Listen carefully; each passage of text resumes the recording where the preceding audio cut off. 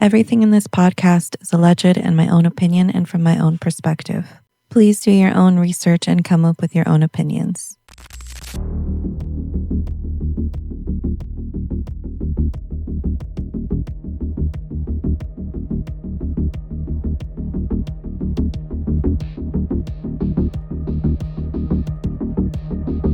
Now, Alamares is now facing 3 felony charges.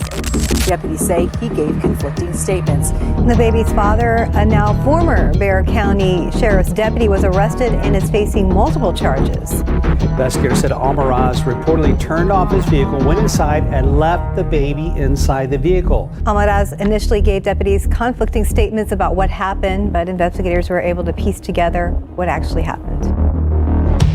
In November of last year, the district attorney's office asked for more funding to help with the backlog in cases awaiting indictment and also formed something called a high-risk intake team. To a child causing serious bodily injury. More than a year later, the case is still awaiting indictment. It is one of more than 16,000 felony cases awaiting review by the Bexar County District Attorney's Office. Comparing those different backlog numbers, but that's a lot of cases. Precinct 3 Commissioner Grant Moody is concerned about the backlog and with public safety. So, as we all know from this series, deputies inside the Bexar County Jail are allegedly being worked to the bone, endless hours, day and night. In my husband's case, shifts stretched past 18 hours. But let's look at the science. What does it say about a body pushed that far? Severe sleep deprivation doesn't just make you tired, it alters your brain.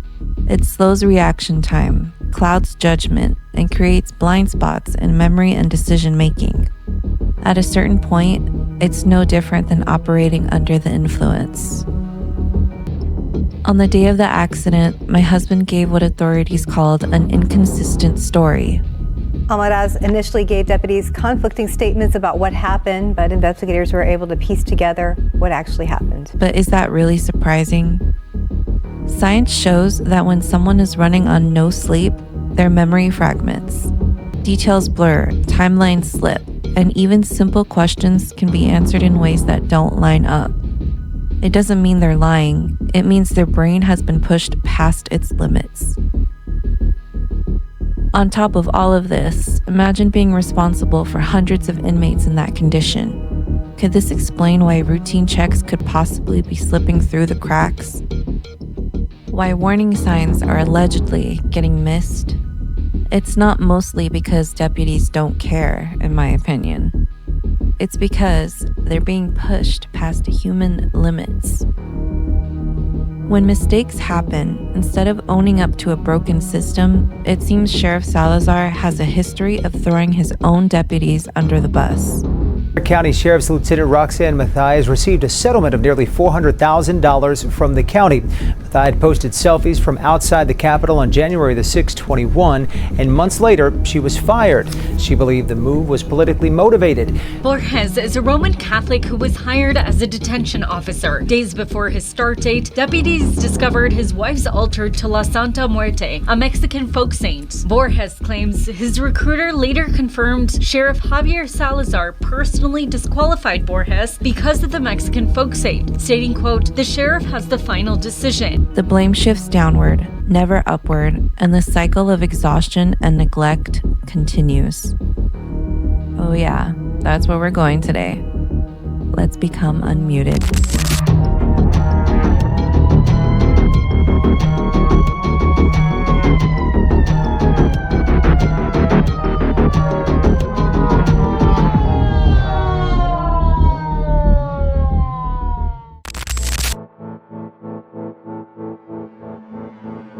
Before I get into the inconsistencies that the media reported on, I need to rewind a little bit to the afternoon after my baby was found.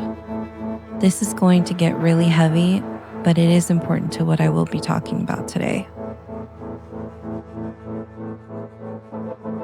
I just remember screaming, a lot of screaming, saying my baby's name over and over.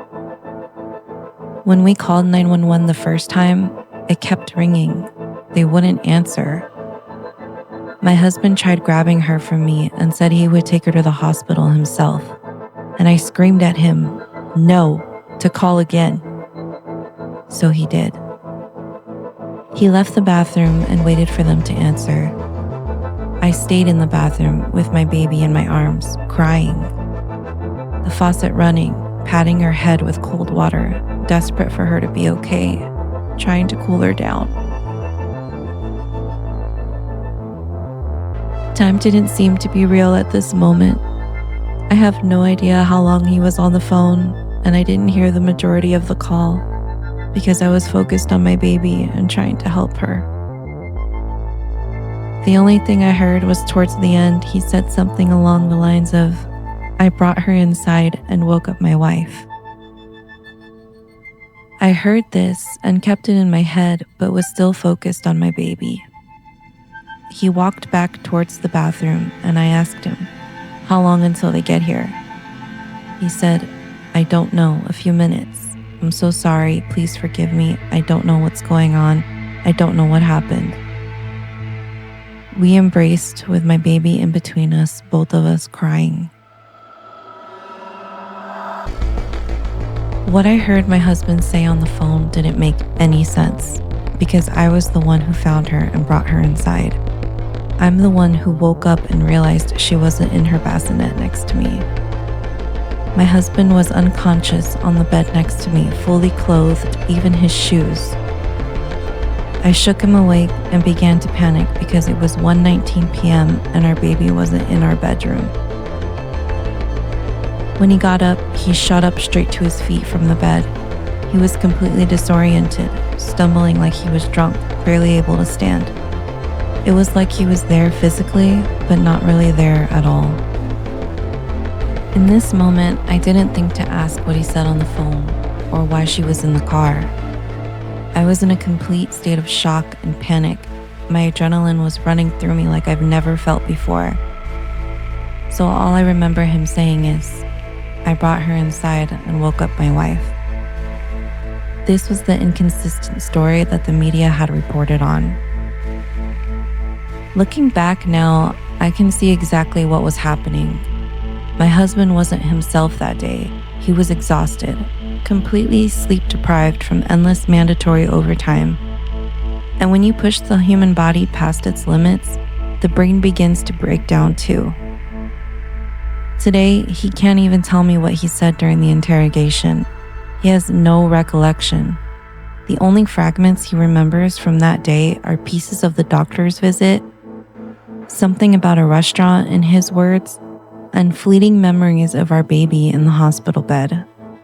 Whenever he tries to remember, I watch him break down, blaming himself for everything while admitting he can't even recall what happened. I only got to speak with him once after we arrived at the hospital before his arrest. We stepped out of our daughter's room and he placed a call, I believe to a captain at the jail. He wanted them to hear what happened directly from him. When he hung up, I looked into his eyes, grabbed his arms, and begged, "What happened? Tell me."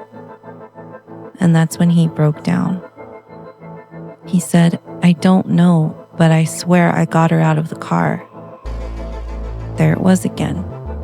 This didn't happen. It was me that got her out of the car. Why was he saying this? This is when I knew something was wrong. My husband wouldn't do this on purpose. I was worried for him.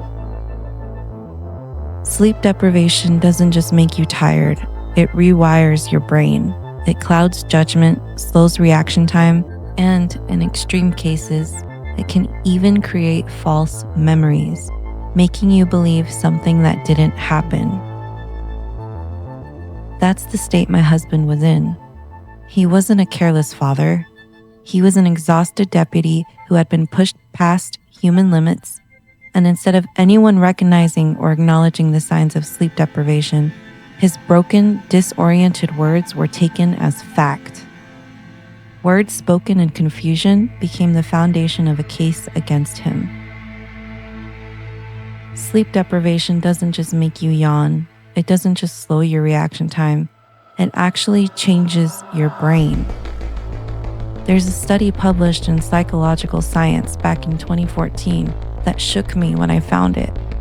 Researchers discovered that people who slept less than 5 hours were much more likely to recall things that never actually happened. Their brains created memories that felt real, memories they believed in, but they were false. And yet, instead of anyone recognizing these signs of exhaustion, the sheriff was quick to paint my husband as reckless, throwing him under the bus before the investigation even began. His broken, sleep-deprived words were treated as hard evidence, while the truth of what exhaustion can do to a person was ignored. That moment taught me something painful. In the sheriff's eyes, it was easier to make my husband the villain than to admit that there's allegedly a system that pushes deputies past the point of being human. I want to pause here and give everyone a quick heads up. This next segment is going to be really heavy, so consider this your tissue warning. Also, some exciting news. My podcast is now available to stream on Spotify and Apple Podcasts. Over the next week, I'll be working to upload all the episodes to more platforms, so stay tuned for that. And one more thing, I've created a Patreon.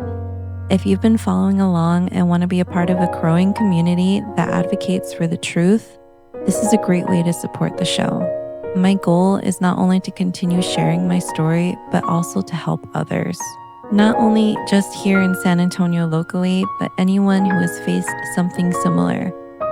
There are currently 2 tiers starting at just $3 a month.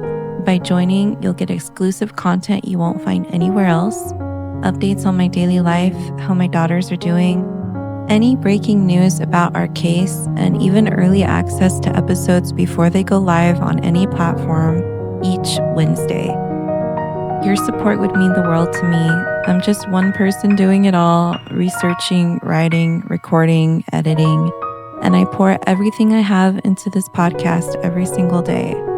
I'm not monetized anywhere yet, so Patreon is what will make it possible to keep going and to keep growing. You'll find all the links below in the YouTube description or in the show notes. Thank you truly for being here and supporting this work. Now, let's get back into it. She wrote you a letter so you wouldn't forget her. Wish I could care less.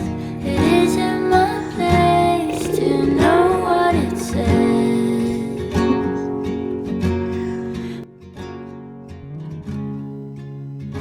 There's something that has weighed heavy on me these past 2 years. In every news report about my daughter's accident, and in every update about my husband's case, one thing was missing. Not a single news station reported it, and the sheriff, he never released another statement to set the record straight. So today, I'm going to share that truth that no one else has bothered to tell. The update that changed everything. The one no one expected, and the one that proves my daughter's story is so much bigger than the headlines. This is the part they didn't tell you, but it's the part that matters the most.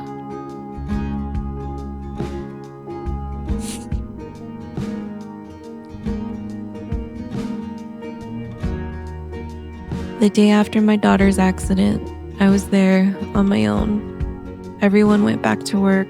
My oldest was in the care of family, and everyone was patiently waiting on updates from me. My husband was still in jail waiting to be released after someone posted his bail. It was just me and my baby. It was early in the afternoon, and nurses were coming in and out to monitor my daughter and give her medication to stop the seizures. I was standing by her bedside when the doctor came in. He looked around the room, and I'm guessing checked to see if I had anyone with me. He came up to me and asked, "Do you have a support system that can get here as soon as possible?" This question caught me off guard, and I looked at him confused, and I replied, "Yes. Everyone left last night. They're at work right now. Why?" He presented a form to me and told me, "I need you to sign this form." I asked, "What is that?"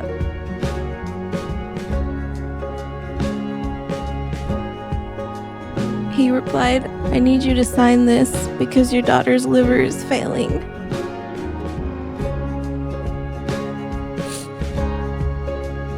The air was knocked out of me in that moment. I started sobbing. This was confirmation in my soul that my daughter wasn't going to make it. And I looked over at her before I grabbed the pen from him, and I noticed for the first time that day, she was a little bit yellow.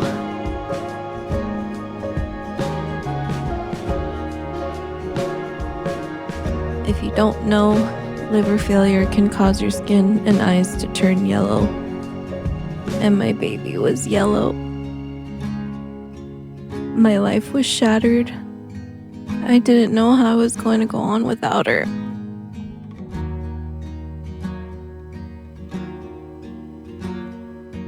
As the day went on, my husband was released from jail, and I had the absolute horrible task of telling him her liver was failing.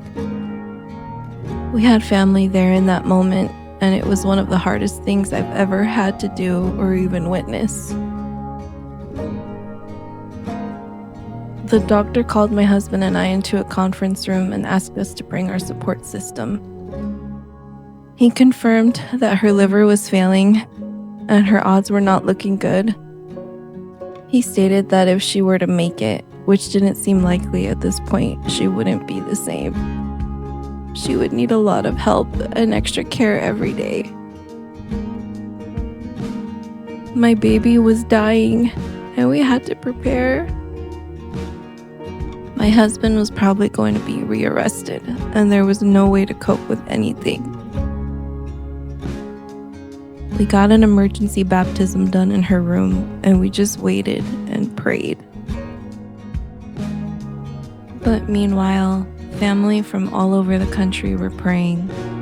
They had their churches pray. They told their closest friends. It was a huge chain reaction that we weren't expecting. People I had never met before were having their entire church pray for my baby. Tons and tons of social media posts went out just spreading the word to please pray. We stayed at the hospital that night with her. I was with my sister, and I looked at my baby in her bed. I asked her, "Does she look more pink to you?" My sister looked over at her and gasped with excitement. "She does." My hope started coming back. Was this really happening? What's going on? The next morning, the doctor was doing his rounds and came up to my daughter's room. My husband and I held each other, waiting for the worst possible news. The nurses all gathered around us to receive their orders for her, and we waited. He said, "Mom, Dad, her levels are going up. It looks like her liver and bone marrow are repairing themselves."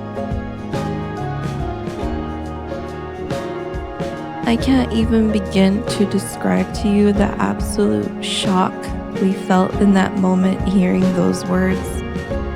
And he didn't stop there. He said, "We'll see about in a couple of days if we can remove her ventilator, but it's looking good." From this moment, my daughter improved more and more every day. She was released from the hospital exactly 2 weeks after her accident. What do you call that? A miracle, a testimony to his power. My daughter survived. She is alive and thriving, something they have failed to report to this day. Like I said, a miracle.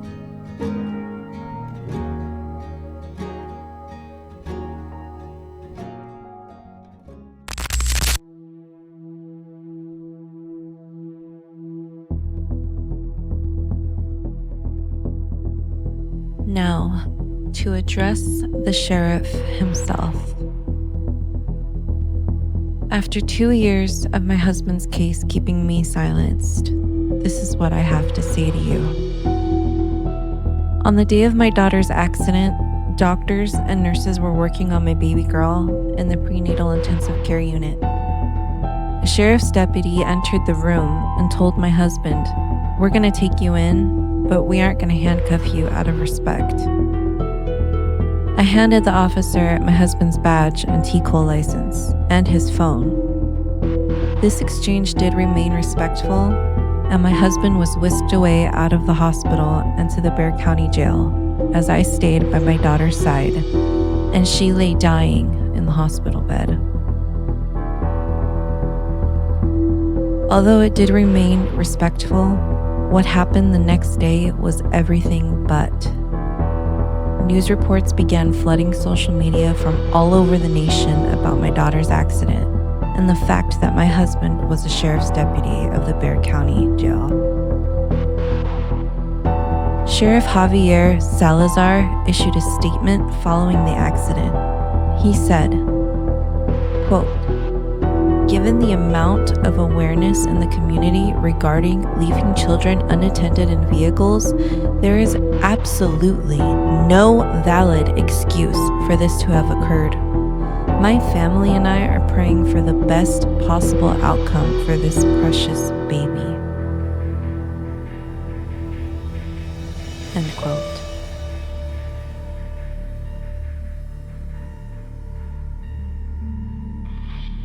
Really, Salazar? Really? No valid excuse. In my opinion, the sheriff is insinuating something here that completely destroyed our lives and why I am here today. As if my husband did this on purpose. Are you f***ing kidding me? What an absolute abhorrent thing to say. This is my official public statement to Sheriff Salazar after 2 years of being silent. Sheriff Salazar, f*** you. I am the mother of that precious baby, the one you met on August 3rd, 2023, when you had the audacity to smile at me and shake my hand. After my husband gave his all, basically his life, to your disgusting jail.